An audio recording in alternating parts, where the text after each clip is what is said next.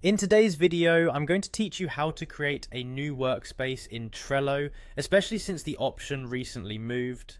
If you've been using Trello for a while, you may have noticed that changes in the interface can happen unexpectedly, leaving you a bit puzzled about where certain features have gone. But don't worry, I'm here to guide you through it smoothly. First, let's head over to Trello's website. You can do this by simply typing trello.com into your web browser. Once the page loads, look for the login button, typically located at the top right corner of the page.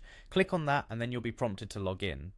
Trello offers you a couple of convenient options here. You can either use your email or, if you prefer, log in with your Google account.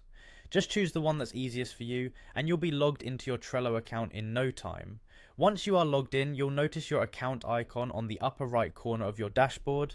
Click on that icon. A drop-down menu will appear with various options. From this menu, select Create Workspace. The option might look slightly different from what you remember, but it's right there in your profile menu. Clicking Create Workspace will bring up a new window where you can start setting up your new workspace.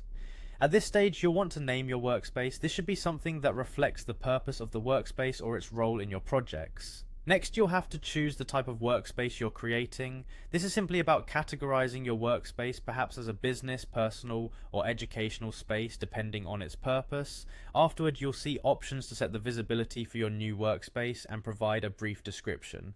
Visibility settings manage who can access your workspace, whether it's private, viewable only by members of your team, or public, so consider who you want to have access before choosing one.